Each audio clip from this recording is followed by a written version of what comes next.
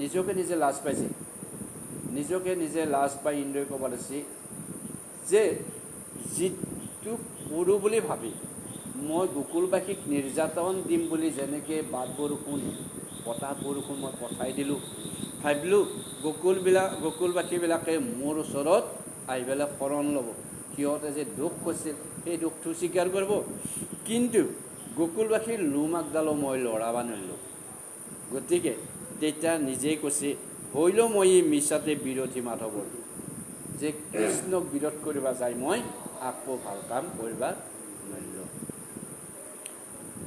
ৰাম বিবৰ্ণ বদনে ইন্দ্ৰে দেৱে আদেশয় অয়কবৰী খন সৰ্বতকমে ঘছয় আউৰ বৃষ্টি কৰি কাৰ উৰুৱা সচাই এই বুলি কৈলে ইন্দ্ৰ লাজেনি যথাই।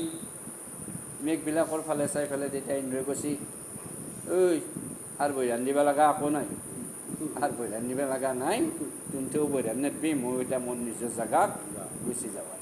এই বুলি ইন্দ্ৰই নিজৰ জেগাত গুচি গ'ল। ৰাম গুচি গ'লা মেঘ গগন গগন নিৰ্মল ভৈলন্ত প্ৰকাশয়াকে সূৰ্যৰ মণ্ডল দুখ দিশ সুপ্ৰসন্ন দেখি আমোৰাৰি অবুলিলা বচন হাকি গোবৰ্ধন ধাৰি। ইন্দ্ৰ যেতিয়া গুচি গ'ল, মেঘে বোলে আমাৰ যেতিয়া মালিকে গ'ল তেতিয়া আমি ইয়াতে আৰু কি কৰি থাকোঁ। এইবুলি সমস্ত মেঘবিলাকে নিজৰ নিজৰ জেগা অৰ্থাৎ সেই যে গোকুলবাসীক কথা ক'লা কৰি ৰাখিছিল তাৰ পৰাই চববিলাকে গুচি গ'ল। গুচি যোৱাৰ লগে লগে সূৰ্যই দেখা দিলা, তাৰমানে পোহৰ হৈ গ'ল চাৰিওফালে, মেঘ নোহোৱাৰ লগে লগে পোহৰ হৈ নগ'ল। গতিকে যেই পোহৰ হৈ গ'ল এতিয়া কৈছে গোবৰ্ধন ধাৰি এইবাৰ মাত লগাইছে যে এতিয়া আমি এটা কথাই গম পাম যে কৃষ্ণৰ 108টা নামৰ লগত 108টা ঘটনা জড়িত হৈ থাকে। এতিয়া গোবৰ্ধন ধাৰি বুলি কিয় কয়? এই গোবৰ্ধন ধাৰি বুলি এইকাৰণে কয় যে গোবৰ্ধন পৰ্বত নিজৰ হাতেদি দাঙি যেতিয়া গোকুলবাসীক ৰক্ষা কৰিছিল, এই বিপদৰ সময়ত ৰক্ষা কৰা অস্ত্ৰপাতে হৈছিল সেই গোবৰ্ধন পৰ্বত। গতিকে গোবৰ্ধন পৰ্বতক দাঙি ধৰাৰ কাৰণে তেওঁৰ নাম হৈছে গোবৰ্ধন ধাৰি। সেইদিনাৰ পৰা কৃষ্ণৰ অন্য নাম হ'ল গোবৰ্ধন ধাৰি।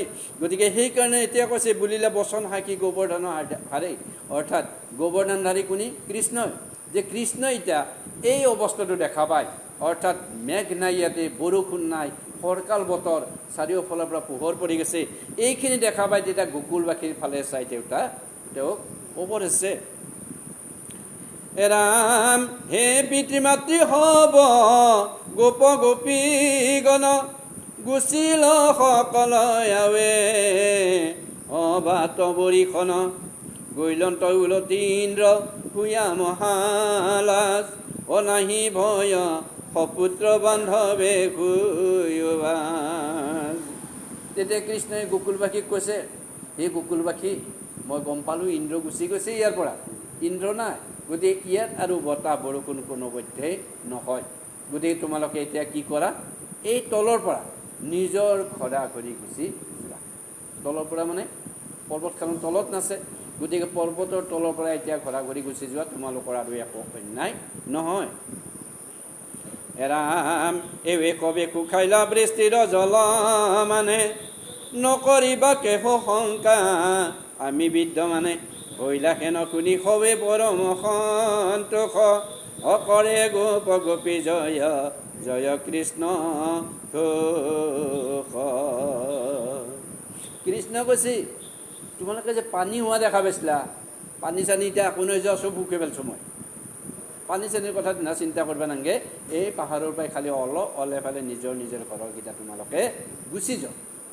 কাৰণ যিমান পানী চানী আছিল ৰাস্তা ঘাটে তেতিয়া কৈছিল নাই একাকাৰ হৈছিল সমস্তবিলাক, যে কোনো পানী নোহোৱা কৰি থৈছোঁ মই তাতে, চববিলাক শুকাই গৈছে, গতিকে তোমালোকে যোৱা এতিয়া।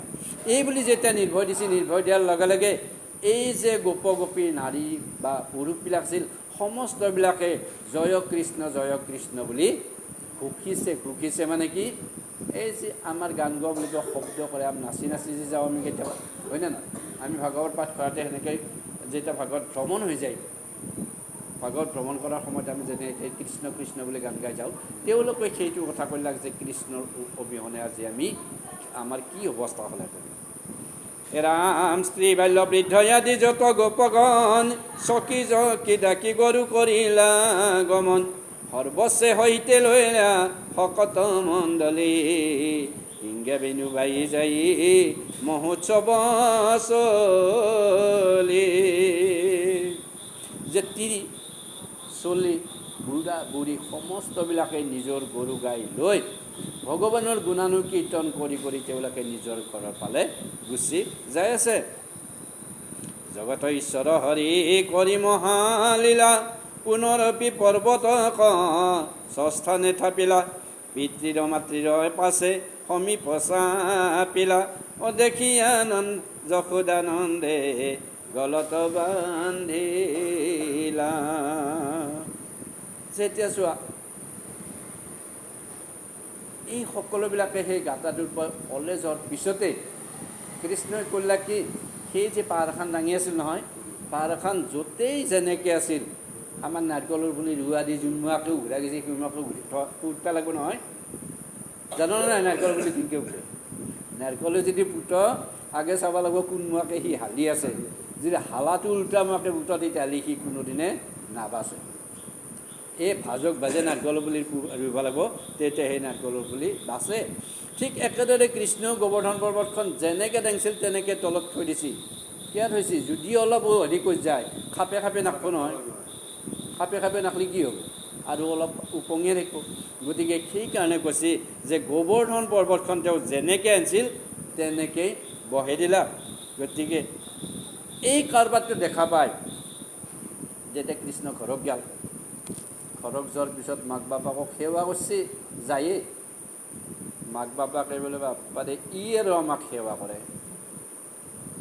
মনতে ভাবছি কথাটো যে মোৰ চলি হৈ আজি যিটো কাৰবাৰ কৰি আমাক দেখালাক, ই আৰু আমাক আজি সেৱা কৰিব আছে। গতিকে কি ক'ম আৰু, তেওঁলোকৰ নিজকে নিজেই কি হৈ গৈছে, তেওঁৰ প্ৰতি ভক্তিত ততগত মন হৈ গৈছে। ৰাম সাৱতী ৰোহিণী ৰামে পাইলন তয়াল হদ, অচিৰঞ্জীৱ বাপ বুলি তয়া আশীৰ্বাদ, আনন্দে দ্ৰবিলয় উপজিল প্ৰেম ভাৱ, লুটক এতিয়াইলে ৰাম মাধৱ ৰগা। ডাঙৰ মাক ৰোহিণী নহয়, ৰোহিণী বোলে বাপা তই যাতে চিৰঞ্জীৱ হ। চিৰঞ্জীৱ মানে সদায় জীয়াই থাকে। যে এই কথাটো চোৱা যে ৰোহিণী ডাঙৰ মাকে সদায় চলিক অলপমান আশীৰ্বাদ দিয়ে, কিন্তু এই আশীৰ্বাদে কিবা দিব লগা থাকে নেকি কৃষ্ণ? গতিকে সেইকাৰণে কৈছে কথাটো যে আনন্দতে তেওঁ যদিও আশীৰ্বাদ দিছে, ভগৱান কৃষ্ণক আশীৰ্বাদ দিছে, কিন্তু আশীৰ্বাদ দিলেও ভগৱান কৃষ্ণক তেওঁলোকে আশীৰ্বাদ দিব লগা নাথাকে। ৰাম যত গোপগণ প্ৰেমে পৰিপূৰ্ণ চিত, অকৃষ্ণ কয়া হৰি আদৰিলা যথোচিত, নয়ন সজ্জল হবে বলন্ত আলাদে, ধৰি দুৰ্গতি হবে তোমাৰ প্ৰসাদে। তাৰপিছতে এই গৰু চাৰিব যোৱা গোপবিলাকৰ কথা কৈছে। এতিয়া গোপ মানে তেওঁৰ সমনীয়াবিলাক, যে সমনীয়াবিলাকে কৃষ্ণক অভ্যৰ্থনা জনাইছে। কেনেকৈ অভ্যৰ্থনা জনাইছে? ভাল কাম এটা কৰিলে অভ্যৰ্থনা নজনাই মানুহে, সম্বৰ্ধনা নজনায়, সম্বৰ্ধনা জনায়।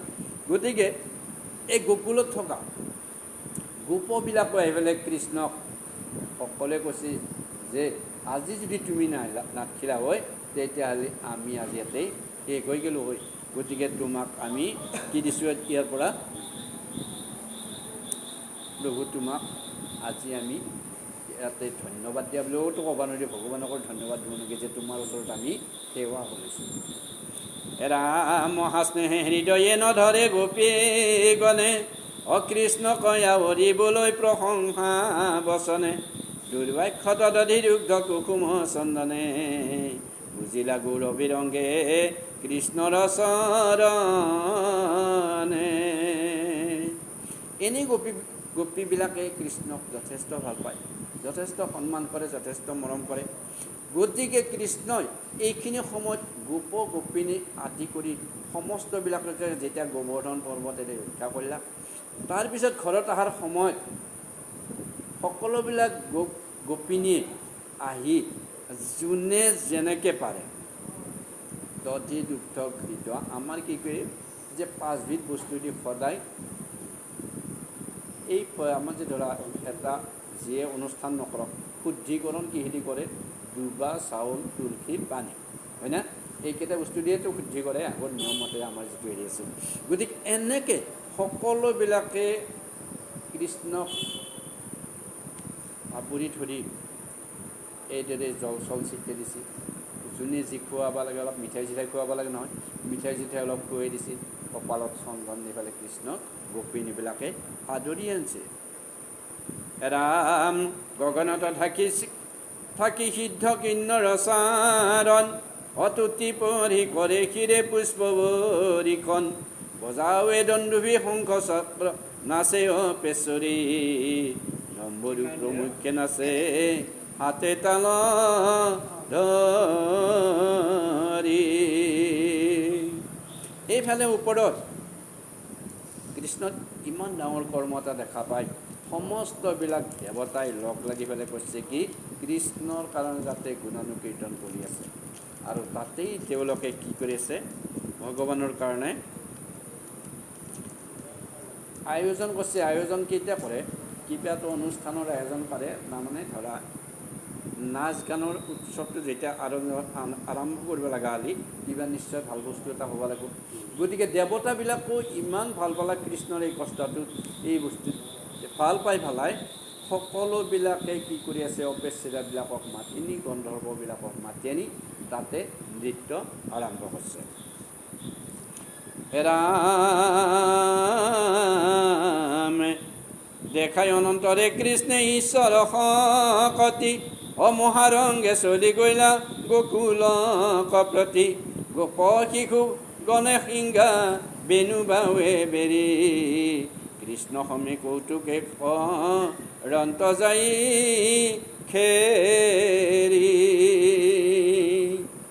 এনেকৈ শেষত যায় কি হ'ল যে গোকুলবাসীৰ যে গোপবিলাকে আছিল তেওঁৰ লগত সদায় থকা সকলোবিলাকে কৃষ্ণৰ লগত আহি তেওঁলোকো নাচ গান কৰি কৃষ্ণক ঘৰক গেলি আগবাঢ়ি দিছিল।